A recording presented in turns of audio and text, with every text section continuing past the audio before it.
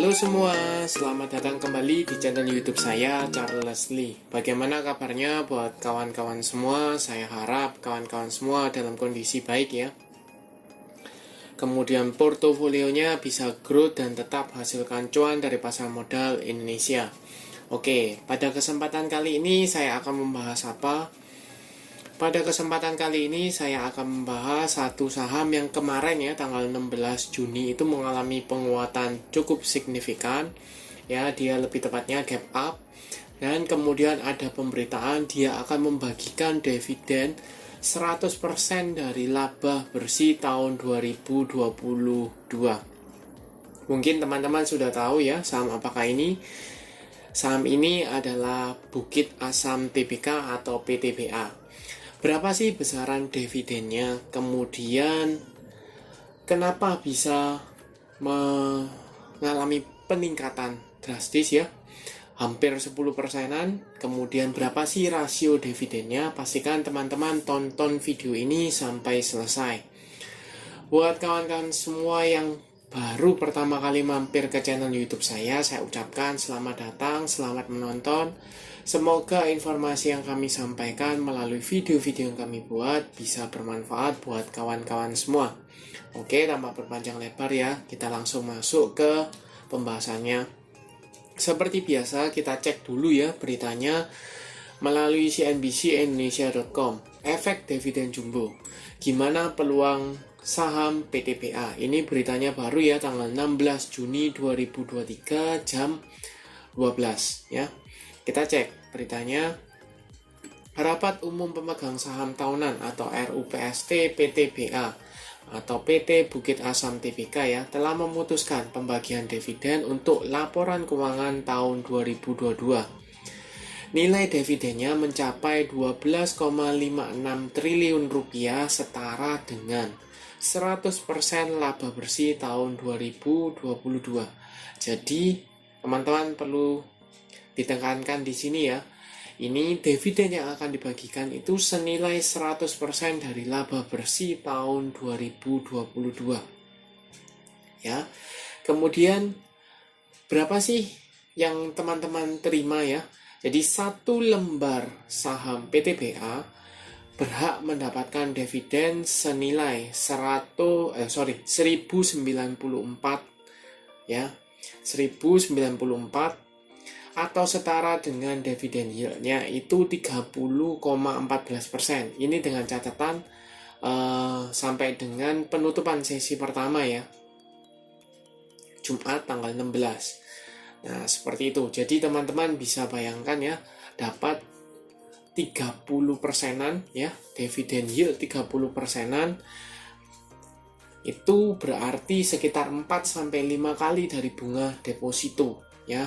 Seperti itu. Kemudian teman-teman mungkin bertanya-tanya ya, tadi kan sudah tahu nih akan membagikan dividen jumbo.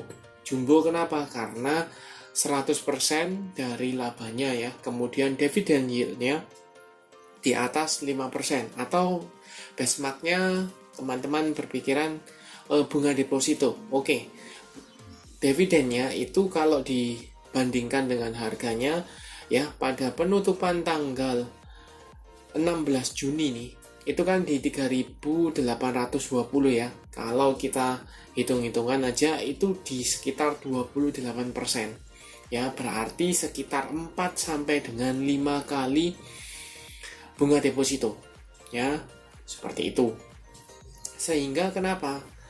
Itu pula yang menjadi alasannya, kenapa saham PTBA ini yang tadinya di tanggal 15 itu ditutup di 3.630, tahu-tahu sudah langsung melonjak ke openingnya di level 4.000 ya, 4.000. Tapi sayangnya di tanggal 16 Juni 2023 itu PTBA ditutup mengalami koreksi ya, candlenya merah walaupun secara persentase ya dibandingkan dengan penutupan hari sebelumnya itu mengalami peningkatan 5,23%. Seperti itu. Apakah menarik? Jelas menarik karena pembagian dividen ya. Ada pembagian dividen berarti dividen hunter pasti tertarik ke PTBA ya, pembagian dividennya 100% nih, jadi cukup besar. Pemegang sahamnya pasti senang ya, seperti itu. Nah, buat teman-teman yang mungkin sudah punya dari saham PTBA, apa yang bisa dilakukan ya? Kemudian buat teman-teman yang belum punya dan mengincar dividennya, apakah bisa entry di posisi sekarang? Oke, kita akan bahas satu persatu ya.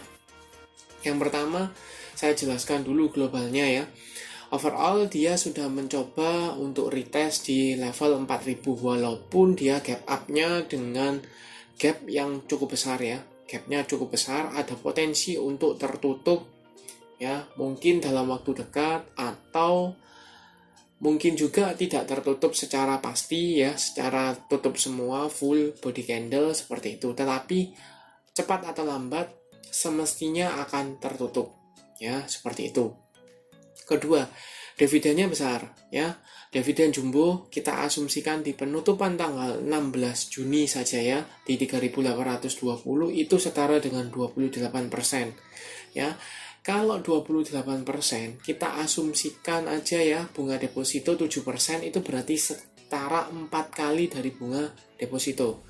Otomatis rawan dividen trap ya. 28% batas ARB-nya kan sekarang 15%. Jadi sangat dimungkinkan bahwa dia akan tertutup atau ketika exitnya dia akan ARB ya, seperti itu. Jadi buat teman-teman bisa pertimbangkan dulu ya, itu beberapa poin yang teman-teman mungkin bisa pertimbangkan. Berkaca di tahun-tahun sebelumnya ya, pembagian dari saham batubara ya, PTBA, ITMG itu rawan sekali dengan dividen trap karena dividennya jumbo ya, jadi rawan sekali. Nah, apakah teman-teman bijak untuk beli di sekarang atau teman-teman hindari dulu ya, seperti itu. Itu tergantung preferensi teman-teman. Oke, kita bahas. Buat teman-teman yang sudah punya nih saham PTBA, apa yang bisa dilakukan? Mungkin bisa pertimbangkan taking profit ya. Apabila PTBA ini gagal break dari level 4000, amankan profitnya dulu, amankan profit kalau seandainya tidak mau dapatkan dividen ya, ambil capital gain-nya seperti itu. Karena kenapa? Pertimbangannya adalah ketika teman-teman misalnya hold nih, dapatkan dividennya, tapi ketika exitnya teman-teman ditutup ARB, ini kan 15%, andai kata dia ARB 2 kali atau hari keduanya mulai bergerak ya, tapi sudah minus 20%-an. Nah, teman-teman rugi nggak? Seperti itu. Kalau teman-teman mau ambil resikonya, boleh di hold untuk dapatkan dividennya. Tapi kalau menurut saya, mending teman-teman ambil capital gain-nya. Ya, ini disclaimer on. Mungkin bisa ambil capital gain-nya. Seperti itu ya. Kemudian buat teman-teman yang belum punya, apakah bisa entry di posisi sekarang? Kalau menurut saya karena euforianya sudah keluar ya, RUPS-nya sudah keluar, beritanya sudah keluar, semua mulai jualan, sehingga apa? Rawan profit taking ya, rawan jualan, sehingga rawan harganya turun. Alangkah bijaknya kalau teman-teman bisa tunggu minimal ya di area 3.600-an. Kenapa? Karena ini sebelum gap up ya, sebelum gap up dan dia belum validasi. Dia breakout dari EMA 200-nya. Jadi masih dimungkinkan sekali untuk PTBA ini akan meretest EMA 200-nya. Seperti itu. Nah, kebayangkan kalau seandainya teman-teman langsung hajar di daerah sekitar 4.000 lah, let's say, kemudian dibawa turun nih ke 3.600, teman-teman sudah rugi 10%-an. Ya, seperti itu. Nah, untuk membantu teman-teman saya coba cekkan broker summary-nya ya. Untuk volume di sini jelas dia volumenya tinggi ya, spike. Garis MACD jelas mengarah ke atas, menunjukkan apa? Ada dorongan belinya ya, ada dorongan belinya. Kita coba pastikan dulu ke broker summary-nya apakah dia ada akumulasi atau tidak ya. Seperti biasa saya pakai iPod ya. Ini PTBA. Saya coba cekkan dulu ya overall selama 1 minggu dari tanggal 12 sampai dengan tanggal 15 dengan value net. Ini jelas distribusi. Ya, jelas distribusi. Kenapa? Loh, tadi kan bukannya MACD-nya itu mengarah ke atas, mengindikasikan ada dorongan beli. Betul, ada dorongan beli. Tapi teman-teman bisa cek ya per tanggal 16-nya sendiri ketika dia gap up ya, gap up dari 3.600 ke level 4.000 openingnya, itu dimanfaatkan jualan ya. Di sini jelas jualan ya. Yang jualan siapa? MG, Kaset, RF, AK, dan GR. Yang beli siapa? YP, SK, XC, OD, dan KK. Ya, seperti itu. Teman-teman bisa cek dari harga rata-ratanya saja, 3.900-an. Berarti ini hajar atau beli di sekitar tanggal kemarin ya, tanggal 16 opening ya, sekitar 3.900 rata-rata nih, 3.900-an. Jadi kesimpulannya apa? Tanggal kemarin atau tanggal 16 dimanfaatkan untuk jualan. Seperti itu. Nah, bagaimana kalau tanggal 12 sampai dengan tanggal 15-nya?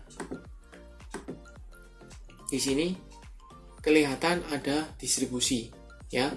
Distribusi ini kemungkinan karena dia beritanya sudah keluar ya, RUPS-nya sudah keluar. Kalau ditarik tanggal 14-nya mungkin di sini tidak terlalu masif ya. Tidak terlalu masif.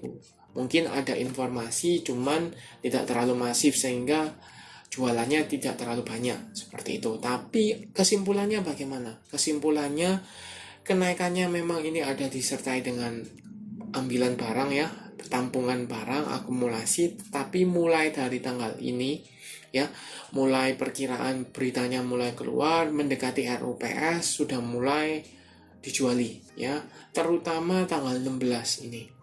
Kenaikan yang cukup signifikan ya, gap up hampir 10%-an, lebih dari 10% ya, dimanfaatkan untuk jualan seperti itu. Nah, pertanyaannya kembali lagi ke tadi, apakah bijak untuk entry sekarang?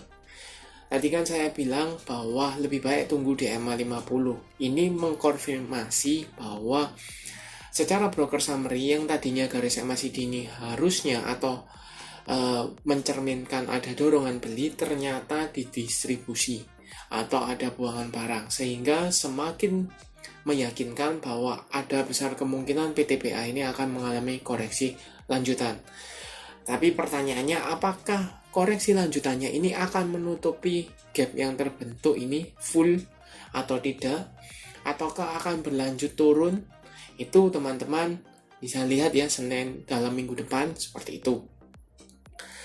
Bijaknya bagaimana? Kesimpulannya ya, bijaknya bagaimana? Buat teman-teman yang belum punya, lebih bijak wait and see dulu, tunggu. Jangan hanya berpatokan ke dividen yield-nya yang besar 28% atau setara dengan 4 kali bunga deposito, tapi teman-teman juga harus lihat resikonya ketika exit itu. Karena dividen yield-nya besar, maka kemungkinan ada dividen trap.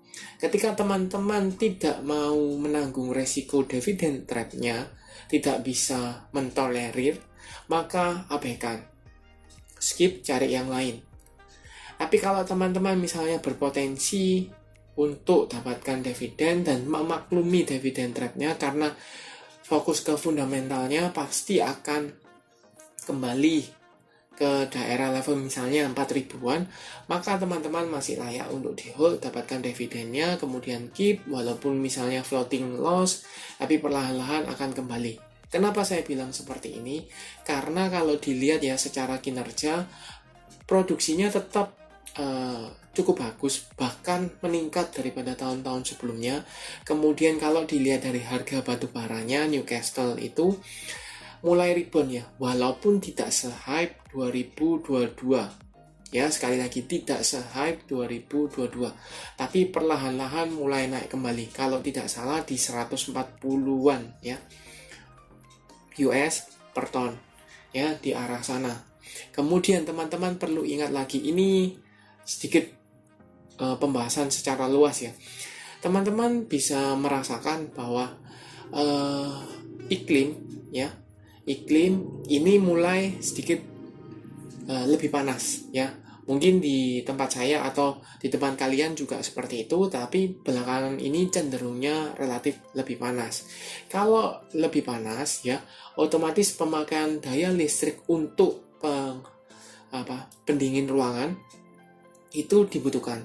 Dan teman-teman perlu sadari bahwa listrik itu sebagian besar digunakan atau bahan dasarnya itu menggunakan batu bara.